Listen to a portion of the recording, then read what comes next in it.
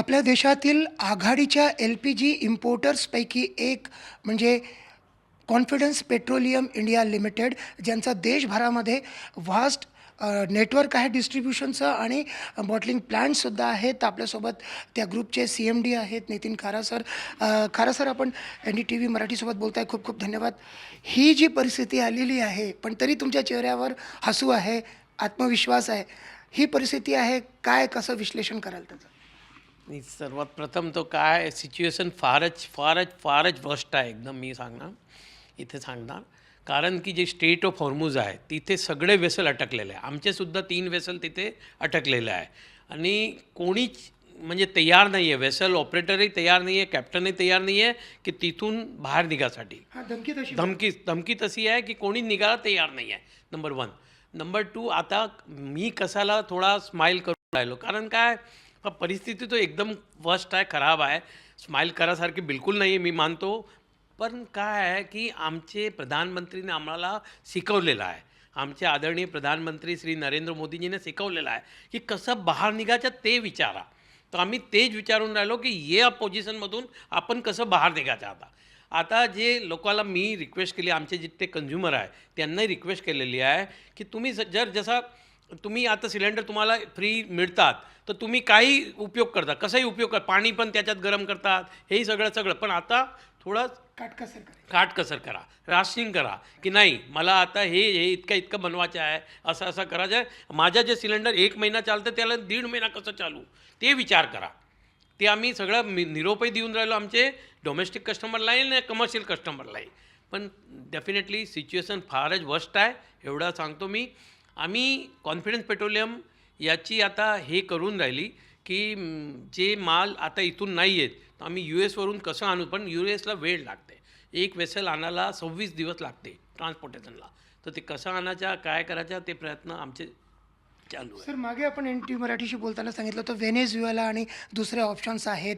दुसरे ऑप्शन्स काही समोर येतात काही? कारण इतकी दशकांचा जो तुमचा अनुभव आहे क्षेत्रातला, सर्वात खूपच आव्हानात्मक हा पिरियड आहे, चॅलेंजिंग पिरियड आहे. नाही, चालू आहे, मग आमचे पूर्ण चालू आहे.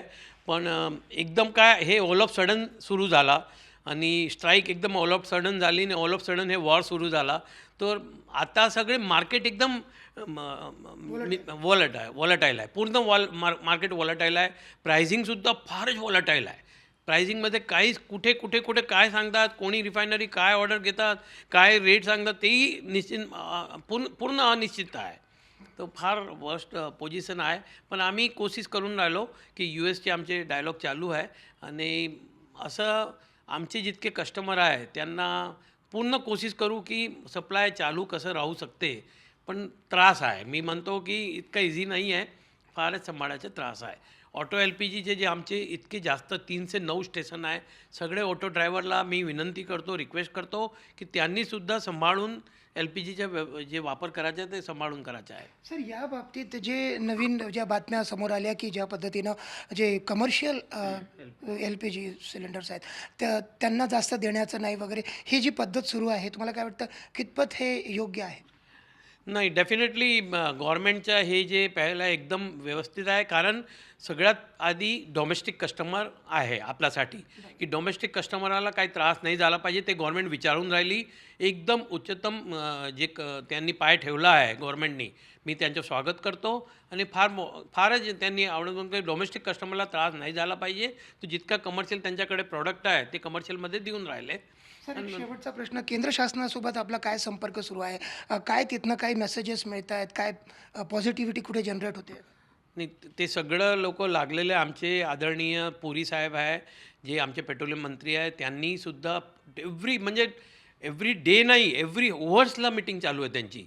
आणि हे फारच मी त्यांच्या आभार हे पण मानतो की ते कसं सांभाळायचं आहे. हे जे सिच्युएशन आहे इतकी वर्स्ट आलेली आहे की त्याला कसं सांभाळायचं ते पूर्ण प्रयत्न आमच्या आदरणीय पुरीजी आणि त्यांची पूर्ण टीम, सेक्रेटरी सगळे लागलेले आहे की कसं काढायचं आहे. आमच्या IOC, HPC, BPCचे ऑफिसरसुद्धा डे नाईट काम करत आहे की कसं आपण या स्थितीमधून बाहेर निघायचं आहे. आम्ही खरंच भाग्यवान आहे की असे ऑफिसर आम्हाला, असे मंत्री आम्हाला मिळालेले आहे. सर, तुमचं इतकं व्हास्ट नेटवर्क आहे म्हणून तुम्हाला जास्त चॅलेंजेस सहन करावे लागत आहेत असं असं म्हणत? खूपच त्रास आहे. एकदमच म्हणजे एक मिनिटही माझा फोन बंद नाही आहे. पूर्ण भारतवर्षापासून फोन कंटिन्यूस येऊन राहिले, की केव्हा कसं कसं मिळणार, किती मिळणार, काय मिळणार, आम्हाला रेग्युलर राहणार, हे सगळं सगळं प्रश्न त्यांच्या विचारात येऊन राहिले. फारच त्रास आहे. पण आम्ही आमची पूर्ण टीम लागलेली आहे, कॉन्फिडन्सची पूर्ण टीम लागलेली आहे आणि ते पूर्ण मेहनत करून राहिली, की आपण सगळ्यांना पॉझिटिव्ह रिप्लाय द्यायचा आहे आणि पॉझिटिव्ह त्याला एनर्जी द्यायची आहे, की नाही घाबरू नका.